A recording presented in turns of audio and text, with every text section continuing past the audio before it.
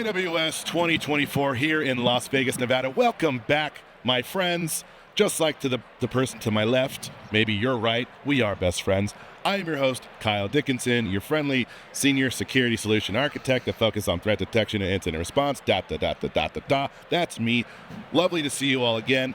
You know who AM is by now, but if you don't, go in and introduce yourself real quick. Hey, I'm AM. I'm a developer advocate and something of a scientist myself. We're going to be talking about scientists of all skills today and how we're enabling them with the new launch that we heard about in Swami's keynote with recipes. Yeah, we got two friends down there that want to tell us about it. We do have two friends.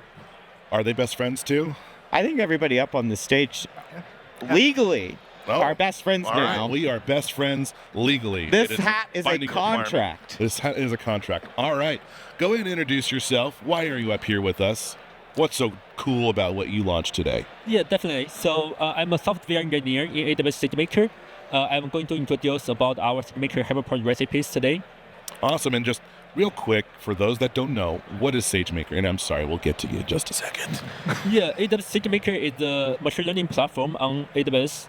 So it helps customers to do machine learning, all kinds of machine learning, deep learning workloads to run training, fine-tuning, and all different kind of downstreaming tasks for ML workloads. Yeah. Awesome. And then certainly last but not least, our friend at the end of the table.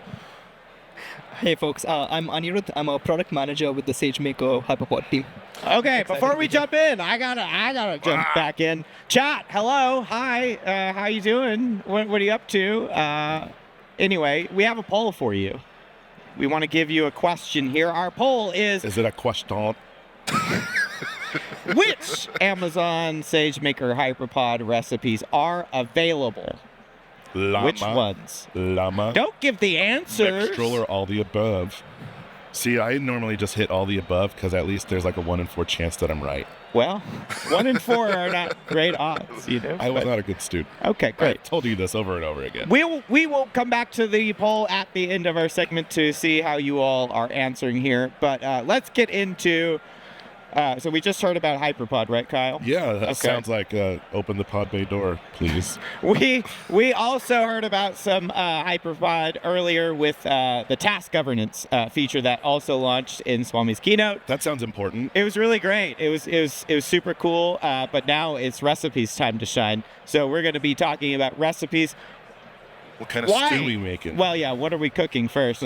But why did we build this, right? What is the problem here? It seems like, and I was reading the launch blog written by Channy on the DevRel team. Love Channy, by the way. He's been here a long time. It seems like you're really targeting data scientists and helping them get productive faster. Is that kind of the impetus for recipes? Absolutely. And when you think about what's happening in the machine learning space in general, right, is that every few weeks you've got a new foundational model released. Customers get really excited about it. Seems to be a trend that I've witnessed. Yeah, and so we were thinking, how do we sort of meet customers where they are and get them access to these models and make it simpler for them to use? So that was the genesis of the HyperPod recipes. HyperPod recipes. Okay. That is a great thing to cook up. Yes. Might as well just batch it up. Okay. I love HyperPods as well and recipes. But where are customers, and I believe Faye's going to show us this as well, where are they accessing these recipes from? So when you think about how customers typically access recipes, right, when you have a frontier model creator like, say, Meta or Mistral launch models, they typically put them on Hugging Face. And then if you're an enterprise data scientist, you have to go through a bunch of steps before deploying it for your application. The recipes now come to you within SageMaker HyperPod, and they all live within our GitHub page. Awesome. And now, so as with most things with Amazon and open source, that probably allows the community to also say like, hey, I would like to see this, or hey, I maybe found something that's not working as it might intend to be. So you get like that feedback loop from the community. So it's not just us screaming saying, here's recipes, without any feedback loop from the community. Exactly. Yeah. Awesome. Well, and so I don't know if you're aware of this, but on this show, we have a requirement of doing a demo dance. We do demos. We do demos and a dance. And a dance. Okay. You refused to teach me the dance. Because sometimes you just got to let it go. You put us all in jeopardy because you won't teach me the dance and then our guests. Sometimes you just got to reach deep down, find out what you're going to cook, and then just do the demo dance. You could do the this. You could, Vogue, maybe. Vogue? You could Isn't do this voguing? I don't know, is it? Anyway, so this is why they don't put us together, Kyle. Exactly. This is why this is our first segment together. Immovable object meets unstoppable force. Let's get to the demo. Let's get to the demo. Yeah, let's get to the demo. Let's bring your screen up. Boom! Come on. There we go. I've got the power. Yeah, let's see. So here is our public available GitHub repo for the HyperPod recipes. You can find all our recipes from the README of this repo. So here is a list of our all pre-training recipes, together with another list for our fine-tuning recipes. So I will just pick this one, the Llama 3.1 with full 5B model on the 6-lens 128K as an example. So let's take a look. All right, let's see what this recipe does. It opens a link. Yeah, so the recipe is writing in a Hydra syntax. So if you have ever had experience with Nemo, you must find this recipe looks super familiar to you. The recipe is being split into different sections. First, there are 2 high-level sections about the basic informations. For example, what's the name of your run, right? And how many nodes you want to run. So in this case, it's a Llama 3.1 model with full 5B, and it's running with 120K 6-lens. So it need at least 2 P5 nodes to run the model. Okay. And then it comes to the experimental manager, where it configs for all the your checkpoint and your training artifacts, right? So the experiment directory is a directory to save your training artifacts. It will save your TensorBoard events, for example, and all your profile artifacts, right? And then the checkpoint directory is a directory to save your checkpoint. And we offer 2 ways to save checkpoint. So first, we offer a way to do automatic checkpoint, where we will automatically calculate the checkpoint interval for you, and we will also automatically help you to resume from the latest checkpoint, right? Or alternatively, you can also configure those parameters in those checkpoint callback parameters and specify your own checkpoint resume directory over here, right? And finally, we also allow to export the full model if you want to fine-tune your model or pre-train your model and use the full model for downstream tasks like inference. You can either export it every n steps, or you can export it as a last step. Can I pause you here just for a second, Faye? Prior to this launch, right, of these HyperPod recipes, what would I have to do to set this up myself? What is this taking away from me having to do? Yeah, so if we can actually scroll down, if you see the model training configurations, all of those Let's different... bring the screen back up. Yeah. Bam. Ciao. Bring Lightning the pod back McQueen? up. Yeah, Okay. perfect. Yeah. There we go. So yeah, if you look at the model training configurations, right? Yes. Each of those configurations is something that a customer would need to experiment with and set manually themselves. I see. So imagine having dozens to hundreds of different types of parameters, each with different discrete values. So very easily sorting through that can take weeks of experimentation. Right. And we just give customers this prepackaged configuration that they can run off the shelf. So that's the heavy lifting that we're taking off the table. Okay. Makes a lot of sense. That's great. All right. Sorry, Faye, for interrupting. No Please problem. go on. And actually, I can give several examples on those configurable parameters, right? For example, one is this context parallel degree, because in this workload, right, we are fine-tuning with a workload that has 128K 6-lens. It's a super long 6-lens, right? So we will need this context parallel, and we set it to be 16 to shard it across the full 2 nodes. And we also need to enable activation checkpointing to save the activation memory. Okay. And also there is a sharding degree for the FSDP, right? If we also want to use the FSDP, which is a model weight sharding technology to shard the model weights.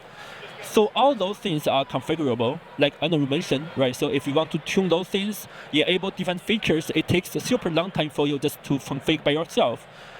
but our recipe just pre-configure everything for you, so you don't need to worry at all, right? Now, these recipes, are they just kind of like, hey, these sound like a bright idea, let's go ahead and just put in this value, or is it based off of like tried and true experience from the AWS service teams that understand basically all the words that you just mentioned, because they're flying over my head. Just Yeah. So the way we create these, right? If you think about it, we essentially run experiments where we do a variation of different parameters on the recipe, and we test different configurations and handpick ones that showcase high performance, and that way we let customers sort of start off from a point that let them optimize their workloads much awesome. further. So in a way, they're getting to take advantage of things that we have learned already. So it's making their entry to what they want to do with this stuff a lot quicker. Exactly. Okay, cool. So now that we have the recipe, what can we do to, mix it in the bowl and kind of throw it in the oven? I'm trying to stick with the kitchen blanket. I can tell. Yeah, I'm trying to. You're hungry? On straws. Yeah. Me too. All right, let's keep going, Faye. Yeah, let's say, so just some final wrap up for the recipe, right? So after those pre-defined configs, we also have certain configs that the user can define by themselves, right? So like the learning rate scheduler and optimizer configs to decide how your model converges, right? And we allow users to give their own data paths. And we also have an option to do profile, right? So if you want to understand how your training performs, like what is the bottleneck of your training, you can look into your profile. And we can actually show an example on the profile later. Oh, nice. Yeah.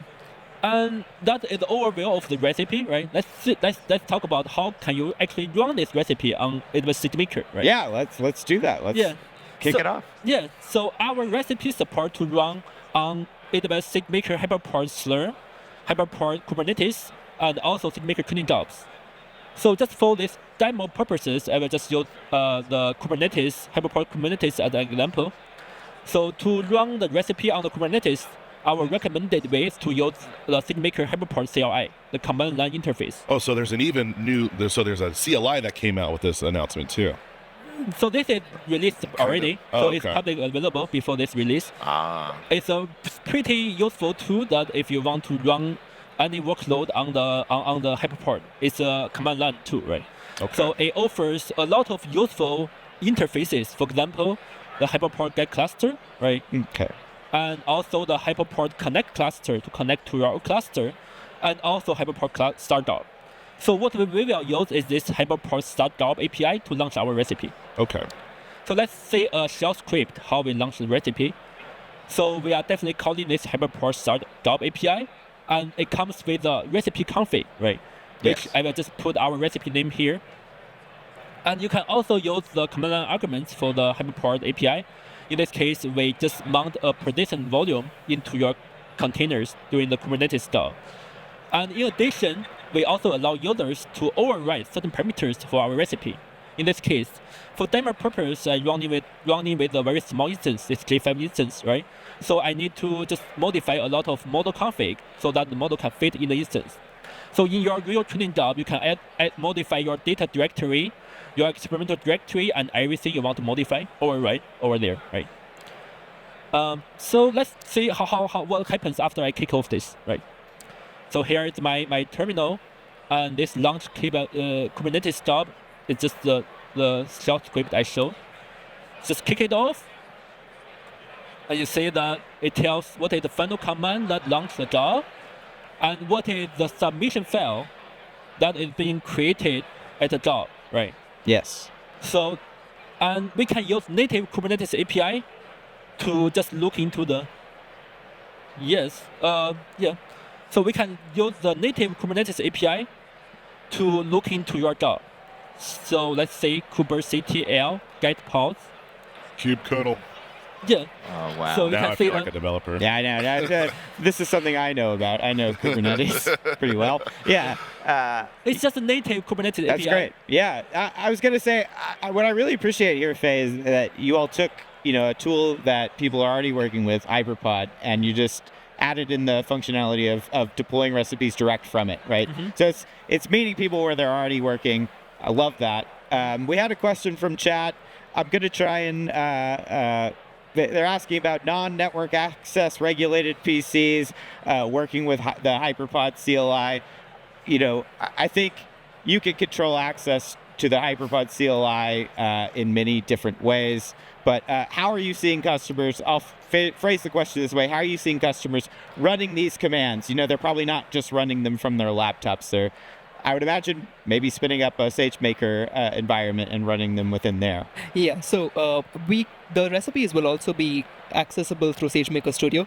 So customers Okay. can essentially connect to a HyperPod cluster within the managed environment and still run the recipes within SageMaker Studio. So that's also a capability that we can offer. That Okay. being said, like Phase has in the demo, we also have developer laptops that you can run with your AWS credentials and like command line, which is what we found the preferred way for customers to run these recipes. But don't use long-term access keys. That's my security moment. Yeah, absolutely. Roles. Sorry. I had to shivering over here just thinking about it. Yes. All right. So, Faye, we saw it get deployed. You showed us that it's just a pod running in the Kubernetes cluster. That's awesome. What are we looking at next? So I will also want to show some kind of training artifacts, like for example the TensorBoard. Probably we can enable demo again. Yeah, We got you back up. Oh, So here is an example about our TensorBoard, right? So like once you do your training, what will show on your TensorBoard? So by default, we log our learning rate. So you can see that your learning rate scheduler, how it moves. And we also log all type of losses over here. We have the loss of perplexity, and we have the loss of the training, and we have loss of validation. And in addition to all those losses and learning rates, we also have a gradient norm, which is a very useful matrix that can tell whether your training is going well or is going to divert by looking into the gradient norm. So we also allow users to just specify your own matrix to upload to the TensorBoard, so you can say whatever you want to say, right, on the TensorBoard. Yeah, and we use this data all the time internally for debugging models and all of that, which is where, and the gradient norm was a favorite of the team, which is why we baked it in as one of the defaults. Very nice. Very nice. Yeah, we saw some. Look, this to me, from a DevOps perspective, this is very familiar to me. Dashboards are my life, my love. So yeah, we saw this also with the task governance team. Collecting data for performance, optimizing based off that data. These are where our two worlds collide here, in the ML world and I'd say the DevOps world. It's nice. Absolutely, and we've got one more graph to show you, which I think is going to blow our audience's mind. So yeah, Oh, it's like a Skittles bag. Yeah, so this is how the profile looks like. We are using the base tracer as our profiler to profile the Python level events. So you can see actually how your training goes. Right, and in this example, it's actually a run of the full 5B model with AK6 length. So what you can see is that the start of your model, it actually takes about half an hour, right? So this takes 30 minutes. It's Okay. pretty long, right? Yeah. And let's say what happens over here. So you can zoom it out, and you can actually see that the quantization of your model for each of the parameters actually takes a super long time. And every of those small bullets is the quantization of your model, right? Right. So this gives us the hint that you can actually offload this quantization step to offline, so that your GPU does not need to wait for any of those overhead. So GPU can just kick off start, right? I love it. I have to interrupt you, Faye. We're almost out of time. I want to bring the poll back up if we can. Let's see how people were answering our poll question earlier, which was which recipes are available today? All of the above, and that is the correct answer. Yeah, that is. Round of All right. applause to those who Wonderful. got it right. And to those that didn't, you still tried. You tried. E Now, for effort. all right, we got to run. Where do you want to go? Where do you want to tell people to go? So you can get started with the recipes on the GitHub page. So we'd love to get your feedback and welcome contributions to the repository. All right. Hit up that GitHub page, and in the meantime, stick here because we've got more content coming. That's my best friend.